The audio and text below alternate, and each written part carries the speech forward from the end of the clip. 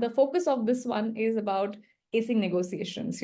If you look at women and put them in social circles at home, outside of work, women are known to be extremely good negotiators. But so there are definitely some inborn traits that make them great negotiators. At the same time, probably there are some barriers that kind of hold them back when it comes to negotiating at work. And if I can get started with you, Manisha, on that one, what do you think makes women great negotiators? At the same time, what are some of the things that are keeping them, holding them back at work when it comes to negotiating? Yeah, I think well put. Probably at home we are all much more social. I think I also mentioned when we were there that uh, if you look at our mothers, they are actually holding everything from the household budget to negotiating with their children on food habits, negotiating with their husbands on various things, on the time at home, negotiating with their relatives, with their in-laws, everything, each and everything.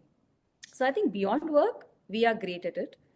At work, however, what I have seen is that women do get a little reticent.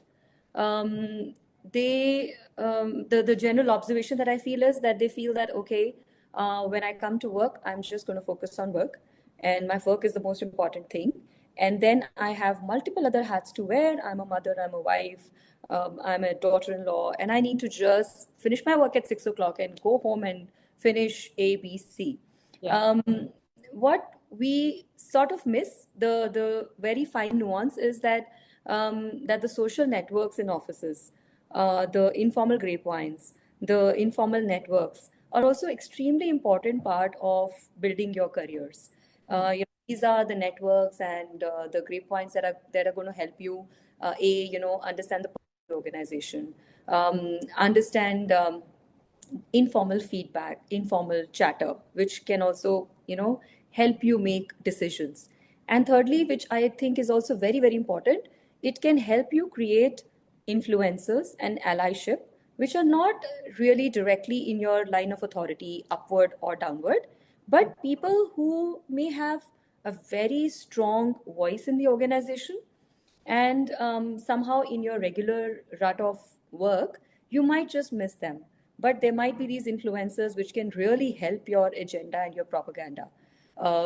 So I feel that women miss that softer nuance, that it's not just what you're bringing on work on that table, but also the creating these relationships around in the office, to help you move forward. Yeah. Personally, for me, what has, I don't know whether that has worked or not, but what I really believe in is to find that personal connect with a person. I think I agree. I think a lot of women think of this aspect of creating informal networks not a part of their work. They think this is, I'm sorry to use that term, anybody they see doing this is like, kya time pass chal raha hai? Wasting time. Yeah, this is not required, or I'll just do my work and that will do its job, and they think work is whatever tasks or projects are at hand and they need to get delivered. That's about it. So thank you for bringing in that. May I come to you, Shobha? What do you think makes us great negotiators and yet we fall behind in organizations? It's innate to women, right? They are very emotive. And to me, they become great negotiators because they know to use their faculties for the advantage of either their own, the transactions that they're dealing with, or for the larger good of the family, where this whole thing is a very live opera of sort which keeps going, and they're natural at it. However, back at work, I think we template, like Manisha said. I agree. We are conscious stroke templated. And because of that same, it's a little of a dichotomy, right? The one that we do at home is a natural space where we are expected to do that to ensure the home is running in the best possible fashion. And we use multitude of our sort of faculties to get to the space. However, back at work, we believe that so-called quote unquote professionalism is pretty much the way macho definitions have ever been in the legacy of things, right? So you've had great successful men fraternity deal in a very watertight space of being the way it is. And what we've unknowingly started doing is we started mirroring that behavior to be the right so-called professional jacket of existence. And in here, we sort of trade off all the extraordinary so-called superpowers that we've had in doing the dhobi and the milkmen and the ensuring that like optimized budgets work at every stage of negotiation with children, with husband, with in-laws. We've just given it off saying, oh, by the way, that's Not a good. talent, yeah, not to be used. And honestly, somebody who's got that secret sweet spot decoding have done a better job of themselves at work, because then you're not trying to sort of symbolically go to that men created template of saying, you are this uptight, you work on, you don't talk nonsense, you don't indulge here and there, and whatever that means.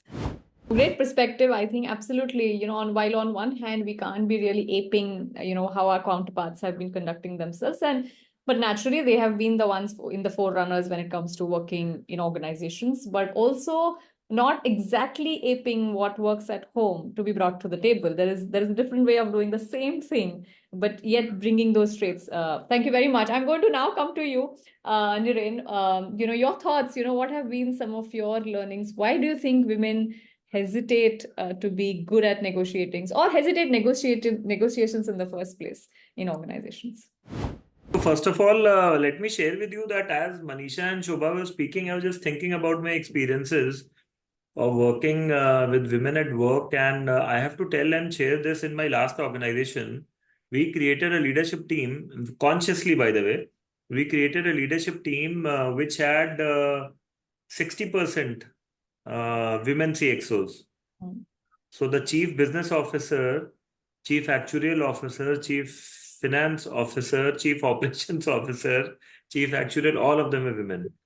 And I have a very contra view of this, because I think while we talk about society and the societal taboos and all of that, and the mindset which a woman, bright woman, carries to work, I have come across women, and I'm including my wife as a part of this group, very independent, having a very direct and frank view on things.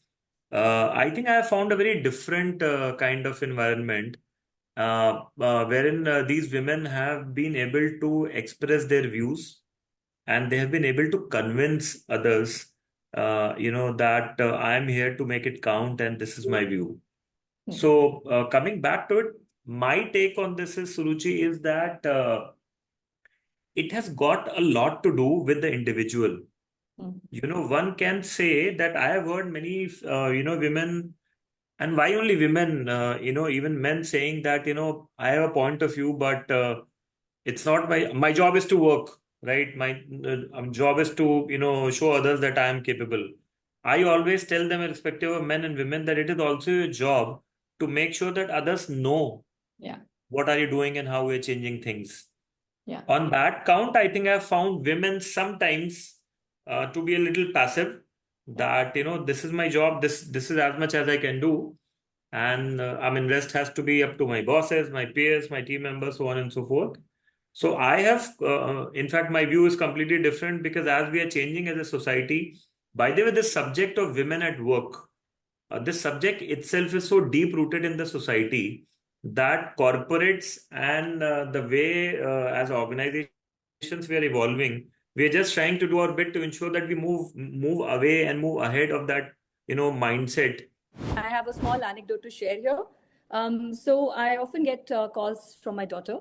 One of the calls, so my husband works from home. I come to office. So that's the, and I often get calls from my daughter, which I often pick up. So one call that came was, Mom, the electricity just went off in the house and I have a tuition class starting in 5 minutes. What should I do? I said, your dad is in the next room. Knock on the door and ask him what to do. So, okay, I didn't think of that. So it is just very, very deep rooted that it's the mother that they are going to reach out to as the first point of contact. It's the first of the call. mother is the triage. So yeah, but yeah, like you rightly pointed out, Niren, I think this is something that needs that societal shift. it's happening. It's happening in small ways, but yes, with the next generation, I think we will see this happening in a much bigger way. Absolutely correlating, because I get calls, and if I don't answer, then Mohit gets a call. So I think they are getting trained that if Yes. there's, and they also know that it's okay for my ma to not pick up a call, because that means she's doing something that she can't answer that call. So they know who's the immediate next port of call. But thank you so much for patiently waiting on this one. But what have been your observations? What do women, what makes women great negotiators, and how can they kind of why are they still being held back at work? Thanks, Niren, to share your views. So, two examples in my life. My wife, she has 25 kids at school. She's a teacher, and these are the pre-primary ones, right? And if she were not a good negotiator, you would know whether she could have got them to even finish a class. And I saw that especially during the COVID days, right, when everybody was online, like a Zoom call, and you have 25 kids, 5-year-olds or 7-year-olds, and you have to get them to focus to complete a course, whatever you have, or teaching. She exemplifies the way she can negotiate at that level. And incidentally, my profession as HR gets me to work with a lot of colleagues, women colleagues, who are HR business partners. And if they lacked any negotiation skills, believe me, the business could have had their way, not only in terms of hiring, but in terms of compensation review and everything. But today, quite happy to say that most of the business leaders say, if that particular business partner has a view, I'll go with her. Which means it's not just a culmination, it's also the way they have negotiated the path to convince their leaders, because to convince a leader, I'm sure there are many of his directs N-1s who also need to be brought in. So I'm still searching for a reason, if at all there is, as to why women seemingly or so-called lack negotiations. I'm yet to come across an answer for that, or a scenario on that one. So I'll keep brooding on that while some of you share.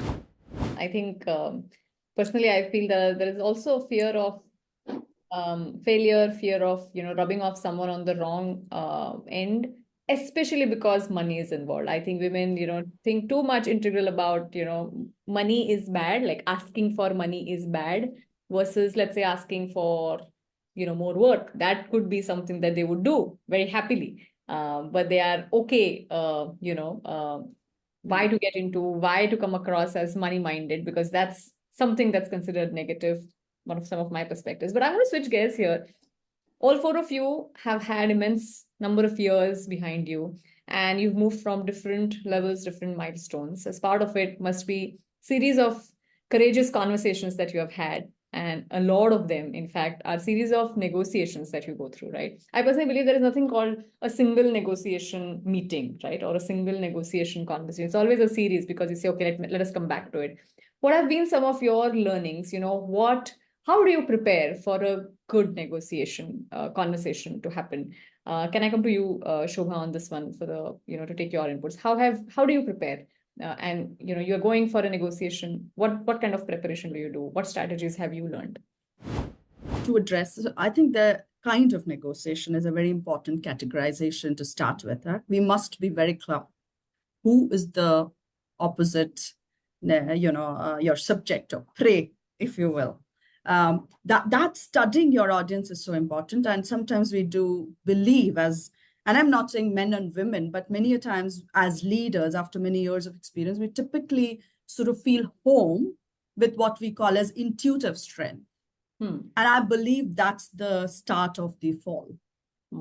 Because you never ever know, and you can never ever know enough how and where the audience is coming to for that negotiation. They could have a value proposition just so compelling that the empathy quotient of each one of us would say, that makes sense. But by the way, that's the value that you should anyway pitch. And you had a negotiation spot you just gave away because your empathy took over everything else there.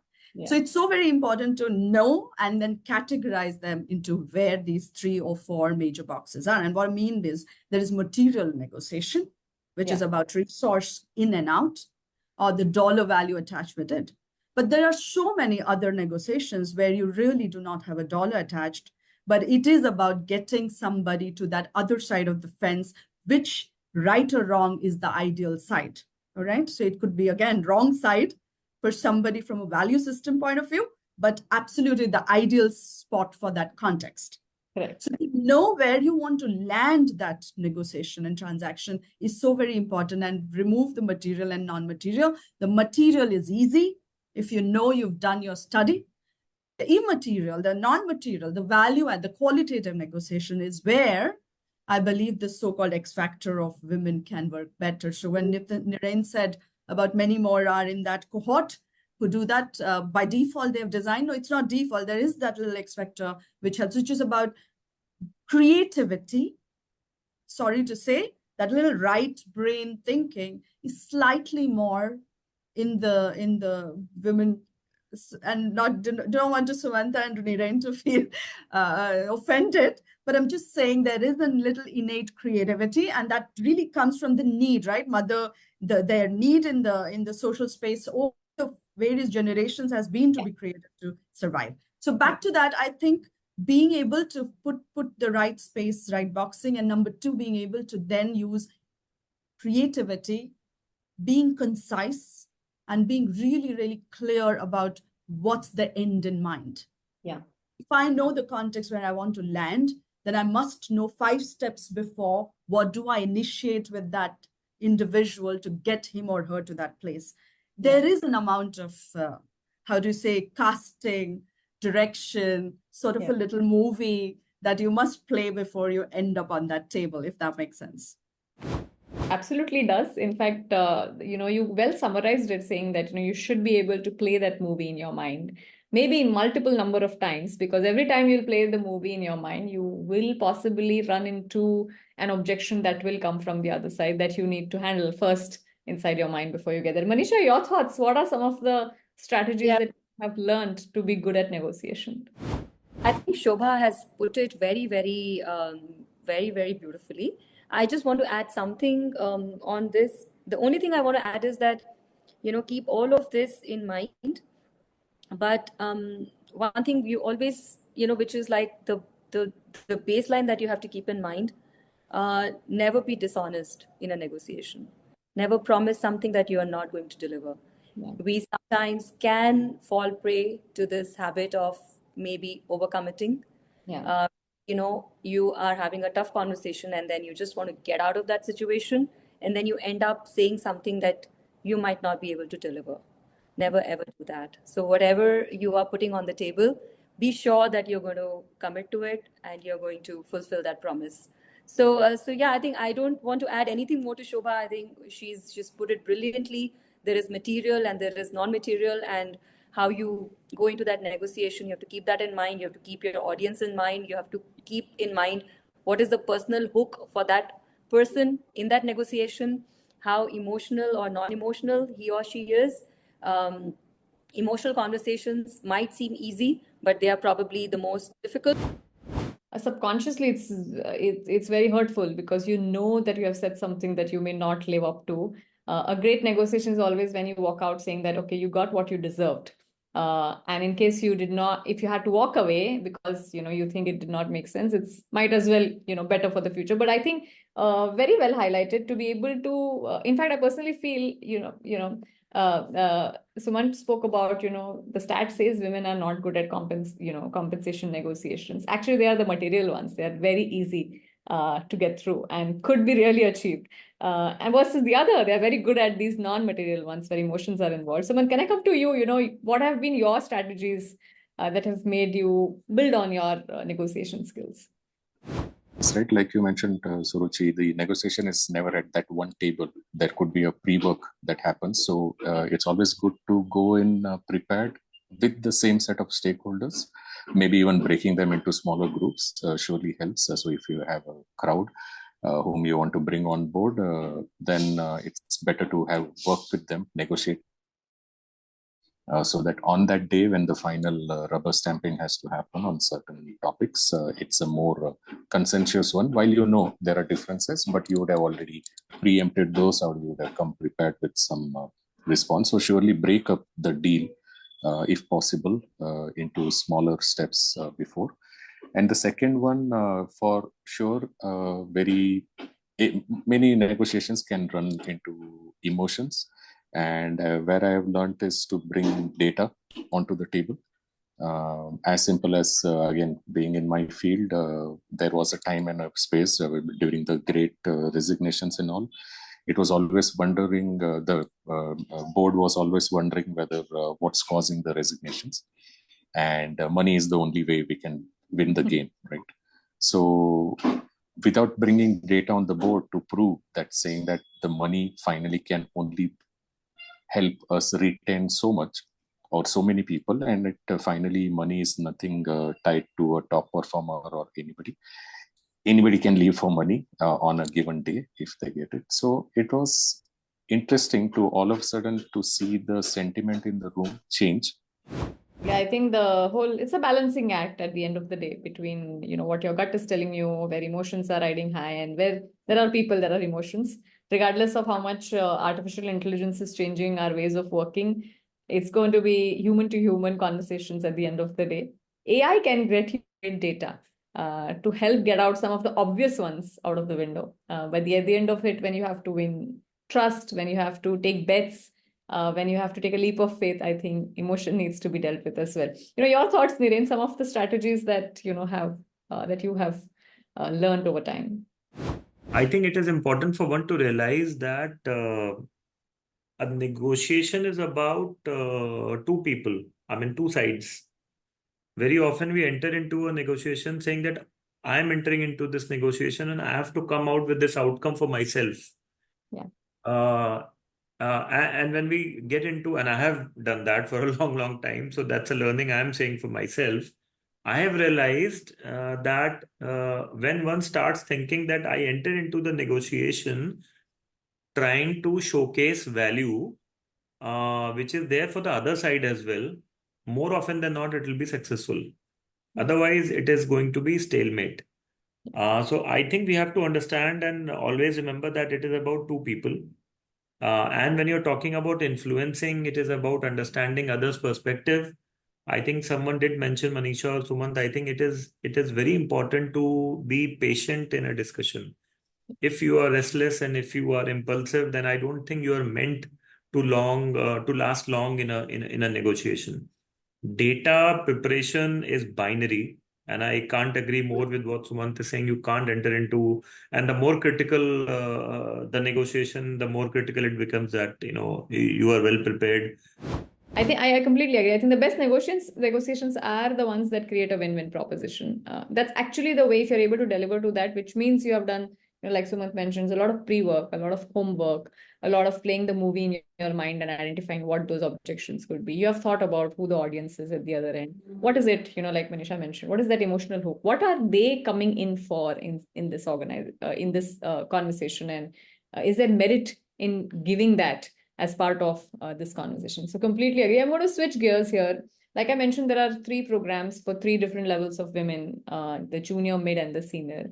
And if you guys want to take a minute to think about it, but Manisha, if we can get started with you, 2 tips that you would like to give to women who are much early in their careers, the ones that are at the mid and the ones that are senior at the senior level, when it comes to, honing themselves on acing negotiations, what would those be? One, I feel that, age between 20 to 30 is, I feel, very, very critical for you to, put yourself in the right gear.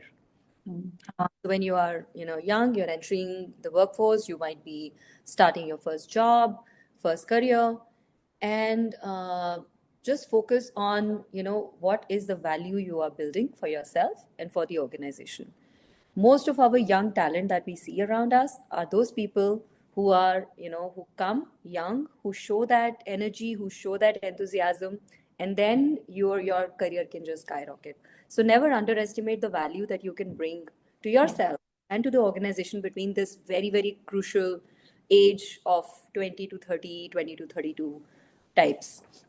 And second tip that I personally follow and I personally believe in as well is allyship.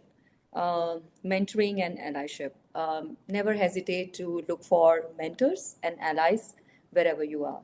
I mean, whether as a woman or a man, but of course, we're talking specific to women who usually are a little bit more reserved.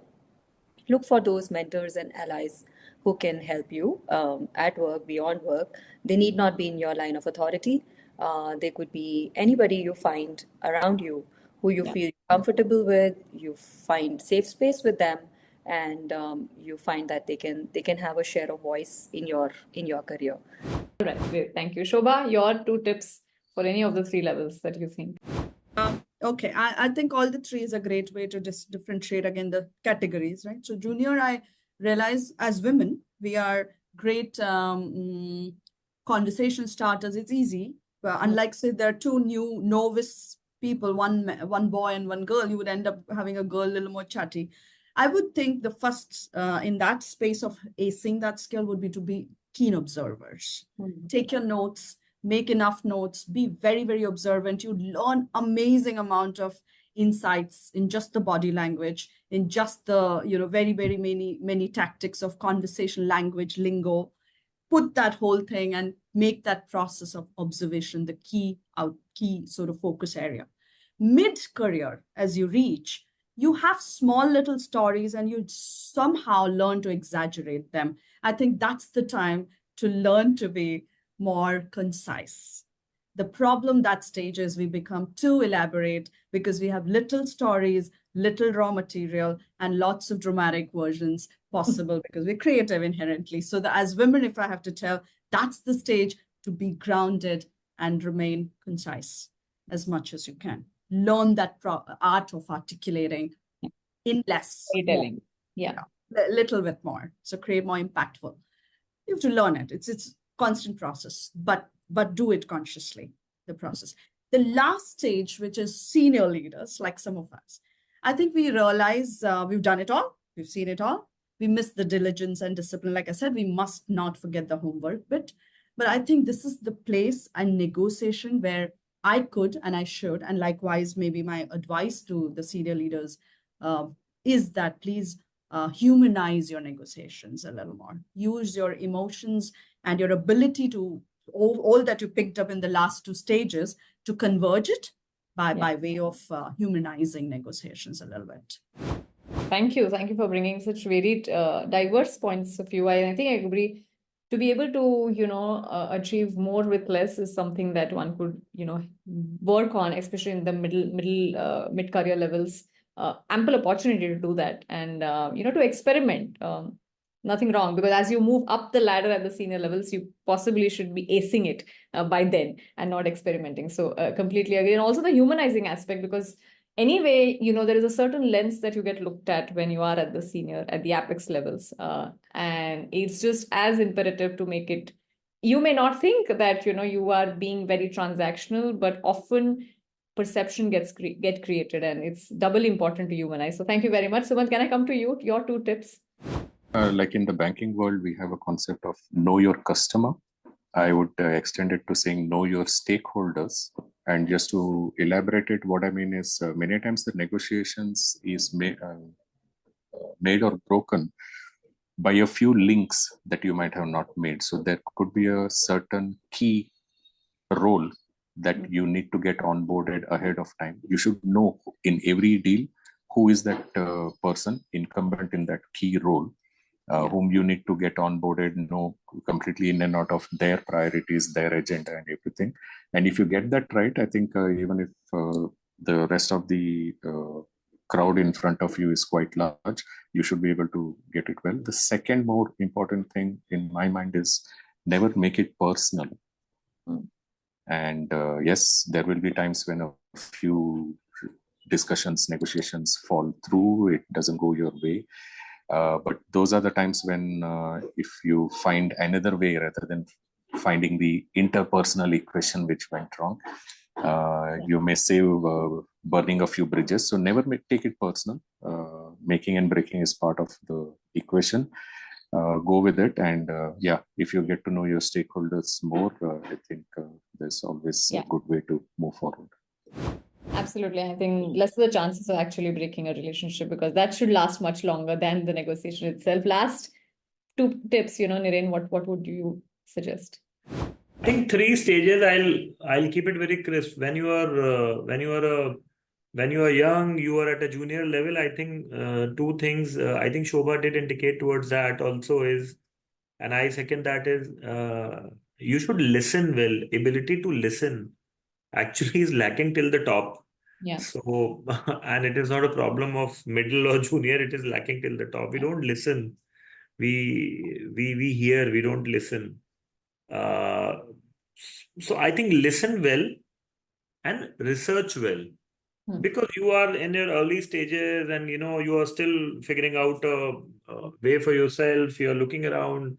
I think that's the research, the data, the fact, is very important. That's one. As you grow and now you are in, let's say, middle management, I think you have had some years of experience behind you. You have your own in-person experiences. Uh, and that is a point when I think you have to start expressing yourself with confidence because you're no longer an entry level person who is only there to listen and absorb and see, and take notes. Yeah. That is the second stage.